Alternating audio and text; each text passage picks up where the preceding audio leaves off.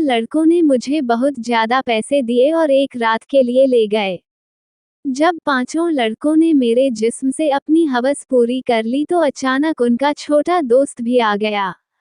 मगर वह जैसे ही कमरे में अंदर आया तो उसकी चीखें निकल गई, क्योंकि हालात इंसान को वह सब कुछ करने पर मजबूर कर देते हैं जिसके बारे में उसने कभी सोचा भी नहीं होता, या यूं कहें कि कभी कभी जरूरत से ज्यादा ख्वाहिश ही इंसान को खत्म कर देती है। और मैं भी ना कभी पूरी होने वाली ख्वाहिशों के सफर पर निकल पड़ी थी। मैं रात के 1 बजे से उस छोटे से कमरे में बिस्तर पर पड़ी हुई थी और एक के बाद एक दूसरे लड़कों ने मुझे नोच डाला था। दर्द अपनी इंतहा पर था, लेकिन ये सब कुछ मैंने अपनी मर्जी से अपनाया था। ना ही मुझे अपने कपड़ों का होश था और ना ही जिस्म से उठने वाली दर्द भरी लहर का। दो ही लड़कों ने मेरा हाल ऐसा कर दिया था कि ये सोचकर ही मेरी आत्मा कांप रही थी कि और भी 3 लड़के मेरे साथ अपनी हवस पूरी करने आने वाले हैं और मुझे अपनी खुशी से उन्हें वक्त देना है। मैंने कभी सोचा भी नहीं था कि मेरी जिंदगी की कोई रात ऐसी भी होगी। ये सब मैं एक भारी कीमत के वजह से कर रही थी, इसलिए पीछे हटने का कोई सवाल ही नहीं था। मेरी जिम्मेदारियां और मेरे घर वालों की ख्वाहिशें मुझे उस रास्ते पर ले आई थी जहां मैंने एक ही रात में 5 लड़कों के साथ रात गुजारने की हामी भर ली थी। आम हालात में तो किसी लड़की के लिए ऐसा सोचना भी मुमकिन नहीं, लेकिन मैं जिस जगह खड़ी थी वहां मुझे यह फैसला करने में ज्यादा वक्त नहीं लगा था। सब सेहतमंद और तंदुरुस्त नौजवान थे जिनकी ताकत के आगे मैं कुछ भी नहीं थी। बिस्तर तक आने वाले दोनों नौजवानों ने लम्हों में मुझ पर काबू पाकर मुझे पूरी हवस का निशाना बना लिया था। ये पहली दफा था जब मुझे किसी मर्द ने छुआ था। दूसरे लड़के के निकलते ही तीसरा लड़का भी कमरे के अंदर चला आया। मैंने एक गहरी सांस ली। मैं थोड़ा वक्त चाहती थी, लेकिन वह कहने लगा कि इतना वक्त नहीं है, मेरे पास बाहर उसके और भी दोस्त इंतजार में बैठे हैं। उसकी बात सुनकर मेरी आंखों से आंसू बह निकले। वह फौरन ही मेरे पास चला आया और मेरे आंसुओं को नजरअंदाज करता अपनी सिद्धतें मुझ पर बिछड़ने लगा। मेरे तन में बर्दाश्त की शक्ति खत्म हो रही थी। मैं बार बार उसे खुद से दूर करने की कोशिश करती, लेकिन वह उतना ही मुझ पर हावी होने लगा। ऐसा लग रहा था जैसे उसे इस खेल में मजा आ रहा हो। मेरे धक्का देने पर अब पहले से भी ज्यादा जोश में मेरे करीब आता, इसलिए अब मैं उसे रोकने की गलती नहीं कर रही थी और खामोशी से खुद पर गुजरने वाली इस कयामत को बर्दाश्त कर रही थी। 1 घंटे तक वह अपनी प्यास बुझा रहा और जाते जाते उसने अपने दांतों के निशान मेरी गर्दन पर छोड़ दिए और कहने लगे कि अगर इसे दोबारा मौका मिला तो वह मेरे साथ दोबारा वक्त जरूर गुजारने आएगा। उसके जाने के बाद मैंने एक निगाह अपने तन पर डाली जहां तक मौजूद ना हो। तीसरे नौजवान ने तो हद से ज्यादा मुझ पर जमकर मुझे जख्मी कर दिया था। जगह जगह उसके दांतों के निशान पड़ चुके हैं और फिर बचे लड़कों ने भी 1-1 घंटा मुझे इसी तरह अपनी हवस का निशाना बनाए रखा। उन लोगों को मुझ पर जरा भी रहम नहीं आया था, और आता भी कैसे। उन्होंने एक बड़ी रकम के बदले मिली थी। वह तो अपना अपना हिस्सा वसूल कर रहे थे और यह एक रात मेरी जिंदगी की काली घनी रात बन गई थी। मेरा हाल ऐसा था कि मुझे कुछ होश ही नहीं रहा था। मैं खुद करवट बदलने के काबिल भी नहीं रही थी। आहिस्ता आहिस्ता तकलीफ से मेरी आंखें बंद होने लगी थी और तभी ही उन लड़कों ने मुझे बताया कि उनका एक छोटा दोस्त आ गया है। मुझमें इतनी हिम्मत नहीं बची थी कि मैं उन्हें इनकार कर पाती, इस बात का विरोध कर सकती। जैसे ही छोटा लड़का कमरे में दाखिल हुआ और मेरे बिस्तर के करीब आया तो मुझे देखकर उसकी चीखें क्यों निकली, वजह जानकर आपके भी रोंगटे खड़े हो जाएंगे। मेरा नाम मिष्टी है और मेरी उम्र सिर्फ 21 साल थी। मैंने ग्रेजुएशन कर रखी थी। आज के दौर में ग्रेजुएशन कुछ भी नहीं होती। लोग तो MA, MBA करके भी डिग्रियां हासिल करते हैं। लड़कों की भूख डिग्रियों के नहीं होते हैं। इस बात का सही तरीके से अंदाज मुझे उस वक्त हुआ जब मैं नौकरी की तलाश के लिए निकली। हर कंपनी के आगे नौजवानों की एक बड़ी सी लाइन में लगी होती है जो अपनी बारी के इंतजार में थे। ऐसी लड़की को नौकरी कहाँ मिल सकती थी जिसके पास ना ही तजुर्बा में और ना ही कोई बड़ी डिग्री, मगर नौकरी ढूंढना मेरी सबसे बड़ी जरूरत बन चुकी था क्योंकि बाबा के स्वर्गवास ने हमारी कमर तोड़ दी थी। बाबा घर में एक अकेले ही कमने वाले थे और हम 3 बहनें बिन ब्याही घर में मौजूद थी। मेरी बड़ी बहन पढ़ी लिखी नहीं थी, इसलिए कमाने की जिम्मेदारी उसके बजाय मेरे ही ऊपर आ गई थी। मैं घर से बाहर निकली तो मेरे होश ठिकाने आ गए। मैं तो बाहर की दुनिया को बहुत आसान समझ रही थी, लेकिन अब मुझे समझ आया था कि बाबा कितने जतन करके हमारे लिए रोटी कमाते थे।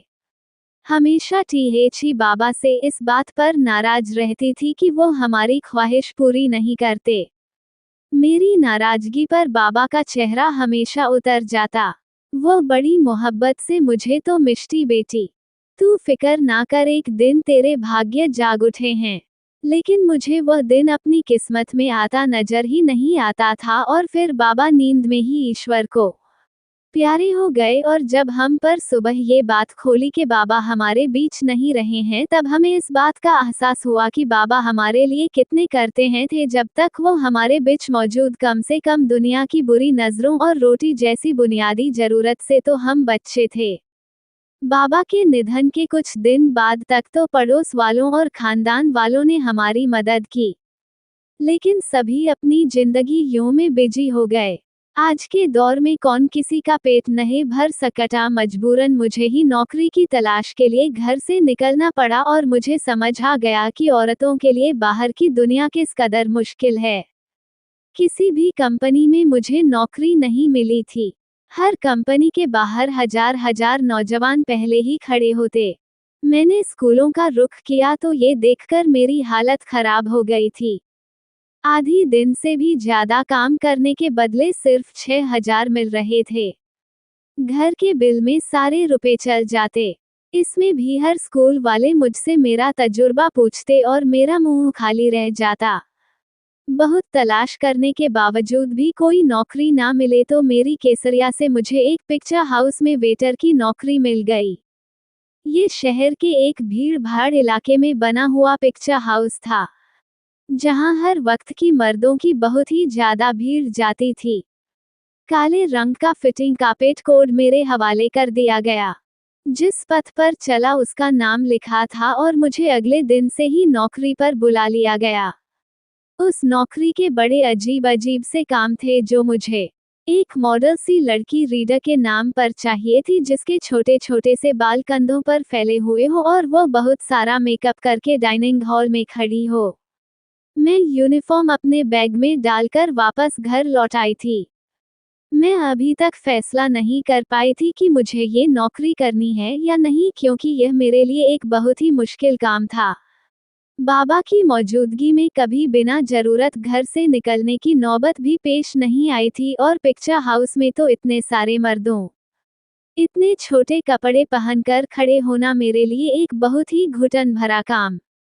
मगर भूख इंसान से सब कुछ करवा ही रहती है।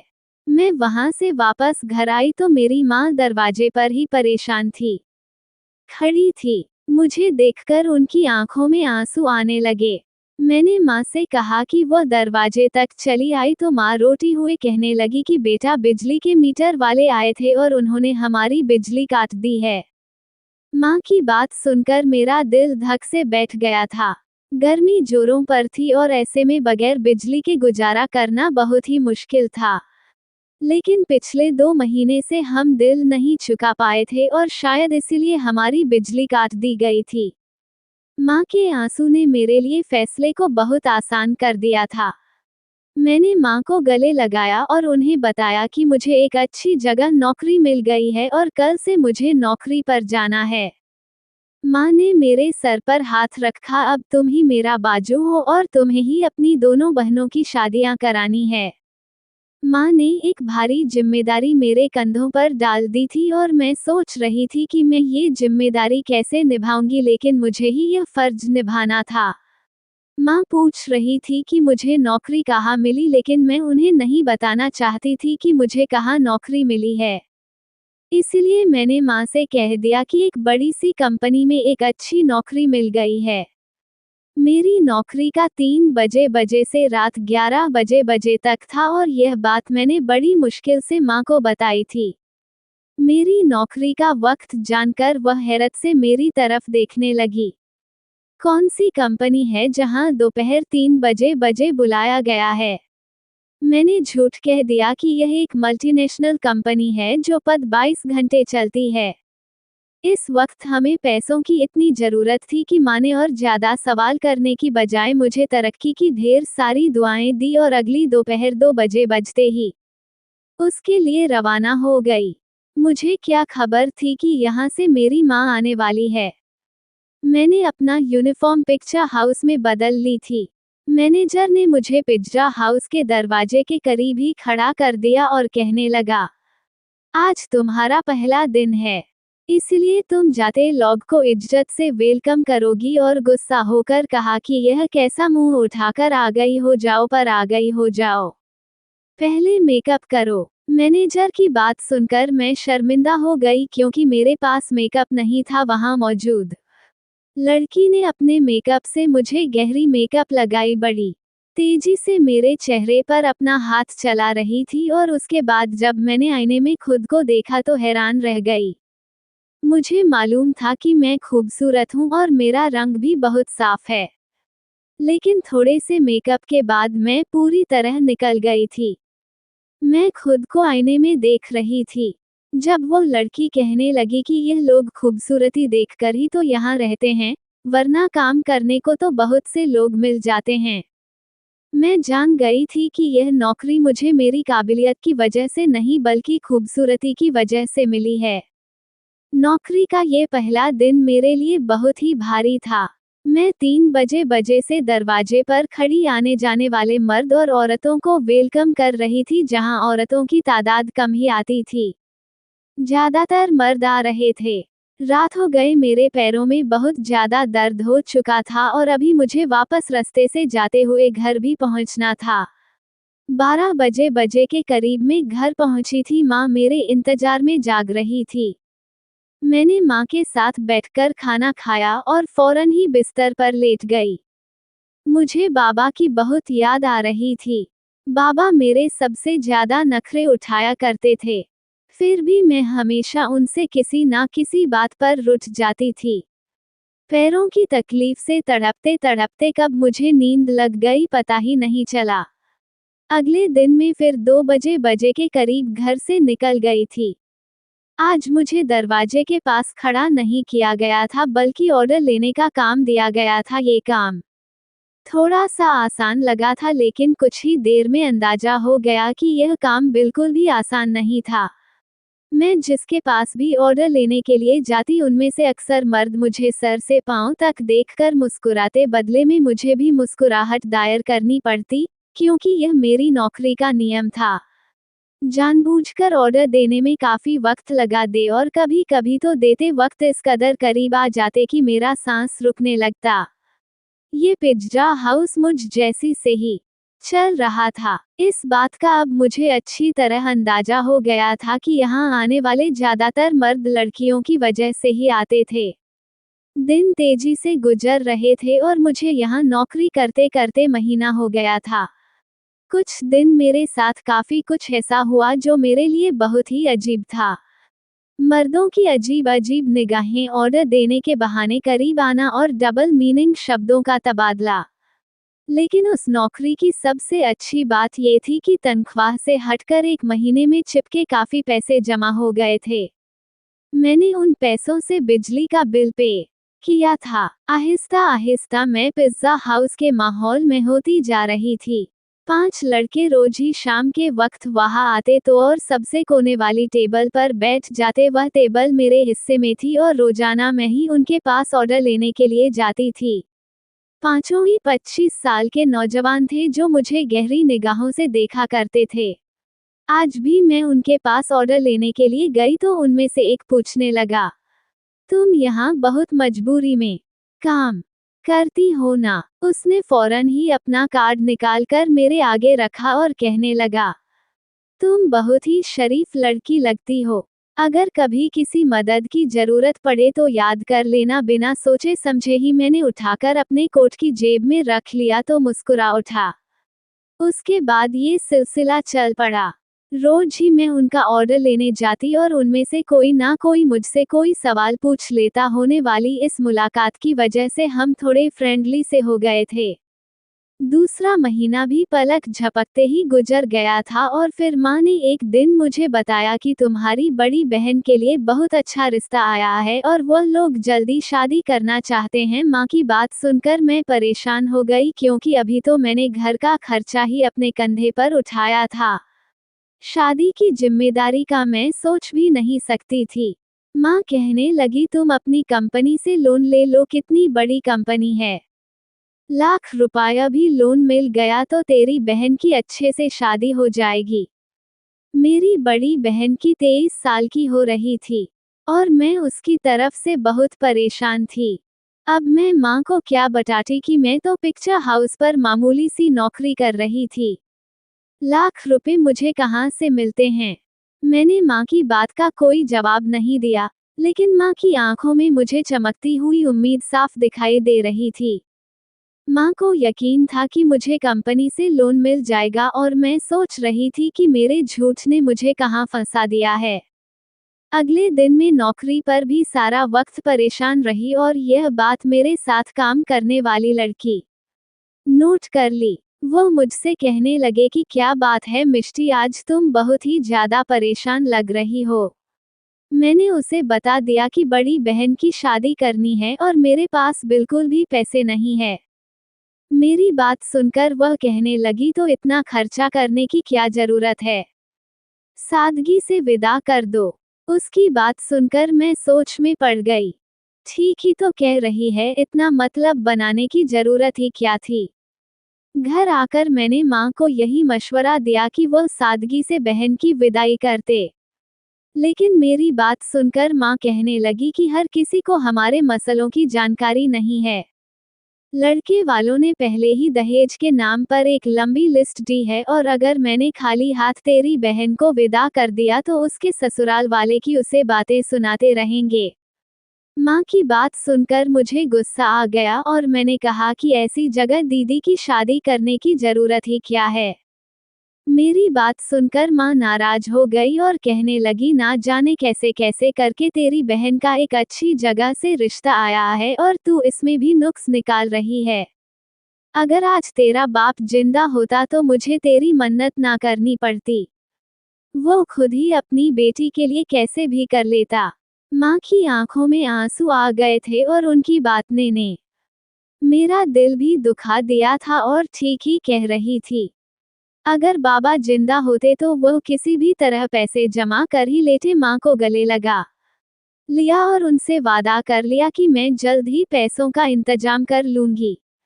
मैं खुद भी नहीं जानती थी इतने सारे पैसे मुझे कहाँ से मिलेंगे।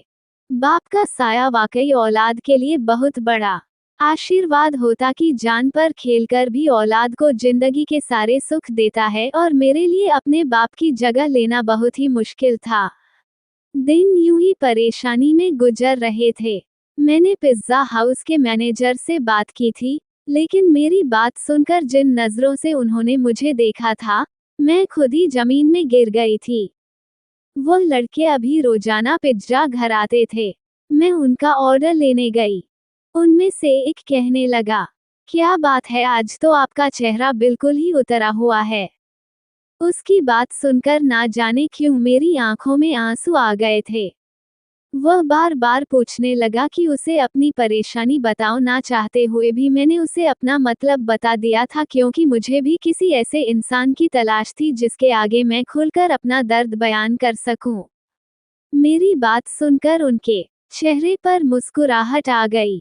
इतनी छोटी सी बात के लिए आप इस कदर परेशान हैं। हमने आपको अपना कार्ड इसलिए दिया था कि कोई भी परेशानी हो तो आप हमें याद कर ले। मैं हैरत से उनके चेहरे देखने लगी। मैं ये सोच भी नहीं सकती थी कि वह 5 अजनबी लड़के मुझे पैसे दे सकते हैं। लेकिन उन पांचों ने फौरन ही मुझे लाख रुपयों की चेक भर दे दी। मैं उनकी तरफ देखने लगे। लाख रुपया देना उनके लिए कोई बड़ी बात नहीं है, लेकिन मुझे कुछ काम आना होगा। उनकी बात सुनकर मैं झिझक गई। उन लड़कों को मुझसे क्या काम हो सकता था, ये बात समझने में मुझे ज्यादा देर नहीं लगी थी। मैंने फौरन ही घबरा कर कहा कि मैं एक शरीफ घराने से संबंध रखती हूँ और मैं कोई गलत काम नहीं कर सकती। वह कहने लगे कि हमने सिर्फ पेशकश की है, कबूल करना ना या ना करना आपकी मर्जी है, लेकिन आज के दौर में 1 लाख आपको कोई भी नहीं देगा, चाहे वह आपका करीबी रिश्तेदार ही क्यों ना हो। बात तो उनकी भी बिल्कुल ठीक थी, लेकिन मैं अपनी इज्जत गिरवी रखकर लाख रुपया हासिल नहीं करना चाहती थी। इसलिए मैंने उन्हें साफ इनकार कर दिया। मैं हालात से पूरी तरह थक चुकी थी और ऐसे ही थकी हारी जब लौटकर घर आई तो मेरी माँ और बहन मेरे इंतजार में थी। माँ ने बताया कि दीदी के ससुराल वाले 1 महीने बाद ही शादी की बात कर रहा। दीदी के साथ साथ छोटी को भी अपने छोटे बेटे के लिए लेना चाहते हैं। इसी तरह एक खर्चे में दोनों शादियां हो जाएंगे। छोटी के रिश्ते का सुनकर जहां मुझे खुश, वही 1 महीने का वक्त सुनकर मेरी जान निकल गई थी। पैसों का कोई इंतजाम ना हो सका था और माँ मुझसे उम्मीद बांधे बैठी थी। मैंने एक नज़र अपनी दीदी के चेहरे पर डाली। बहुत समय बाद खुशी की रौनक नजर आ रही थी। मैं भी दीदी के ससुराल वालों से मिली थी। वह लोग वाकई बहुत अच्छे लोग थे, लेकिन आज के दौर में सादगी और बगैर दहेज की कौन सी समाज में रहने वाले थे। मैं अपनी बहनों की खुशी को देखना चाहती थी। मैंने माँ से कहा कि आप शादी की तारीख पक्की कर दे, पैसों का इंतजाम हो जाएगा। मेरी बात सुनकर तो घर में खुशी की लहर दौड़ गई थी, मगर वह लोग इस बात से बेखबर थे। खुशी उन्हें मेरी आबरू की बर्बादी के बदले हासिल होने वाली थी। अगले दिन मैंने उन पांचों लड़कों से हामी भर ली। वो मुस्कुराकर कहने लगे कि आप जरूर मान जाएंगे। उन पांचों ने एक रात के लिए मुझे अपने साथ ले जाने की बात की थी। मैंने माँ को बता दिया कि साल के आखिर दिन है, इस वजह से कंपनी में काम बहुत ज्यादा है और मुझे एक रात कंपनी में ही गुजारना होगी। कंपनी ने मेरा लोन मंजूर कर लिया है, इसलिए मैं उनकी बात मानने में मजबूर हूँ। लोन पास होने की बात सुनकर माँ इस कदर खुश हो गई। उन्होंने मुझे एक रात रुकने की इजाजत भी दे दी और मैं चाहा उसे छुट्टी होने के बाद उन पांचों लड़कों के साथ चली गई। उन पांचों ने मुझे अपनी दरिंदगी का निशाना बना डाला और जब छोटा लड़का मुझे देखकर उसकी चीखें निकल गई, क्योंकि पूरा बिस्तर खून में भी कपड़ा था। मैं अपनी जिंदगी की शायद आखिरी सांसें ले रही थी। उसने तुरंत ही मुझे अपने बाजुओं में उठाया और गाड़ी में डालकर एक छोटे से अस्पताल में ले आया, जहां शायद उसका कोई जानने वाला ही। कई घंटे आईसीयू में रहने के बाद मेरी हालत कुछ बेहतर हुई, लेकिन मेरा जख्मी तन मेरी बर्बादी की गवाही दे रहा था। वो लड़का उन पांचों का ही दोस्त था, लेकिन उसके अंदर इंसानियत अभी बाकी थी और उसे मुझ पर रहम आ गया था, वरना शायद मैं उसी बिस्तर पर दम तोड़ जाती। मैंने माँ को फोन करके बता दिया था कि मेरी कंपनी से छुट्टी नहीं हुई है। उस लड़के ने अस्पताल का सारा खर्चा खुद उठाया था और उसके दोस्तों से कुल लाख रुपया लेकर मुझे दिए थे। वह पांचों बहुत ही अमीर कारोबारी लोगों के बेटे थे। वो चाहते तो बगैर मुझे बर्बाद किए भी मेरी मदद कर सकते थे। मेरे ठीक होने पर मुझे अस्पताल से छुट्टी मिल गई थी और रकम भी मेरे हाथ आ गई थी। लेकिन अब कुछ भी पहले जैसे नहीं रहा था। उस लड़के ने अपनी कारखाना में नौकरी की फॉर्म भर दी थी और यकीन दिलाया था कि मैं वहां इज्जत से नौकरी कर सकूंगी। आज मेरी दोनों बहनों की शादी हो गई और मैं उस लड़के की फैक्ट्री में नौकरी कर रही थी। एक बात मैं मान गई थी, आज के इस दौर में बगैर किसी मतलब के मदद करने वाले लोगों की गिनती ना होने के बराबर है। हमेशा नौकरी करने वाली लड़कियों को इज्जत की नज़र से देखें, क्योंकि वह बहुत ही मजबूरी की हालत में अपने घरों से निकलती है, चाहे फिर वह छोटे कपड़े पहनकर किसी पिज्जा हाउस के दरवाजे दोस्तों वीडियो कैसा लगा कमेंट करके जरूर बताना और हाँ लाइक चैनल को सब्सक्राइब जरूर करना।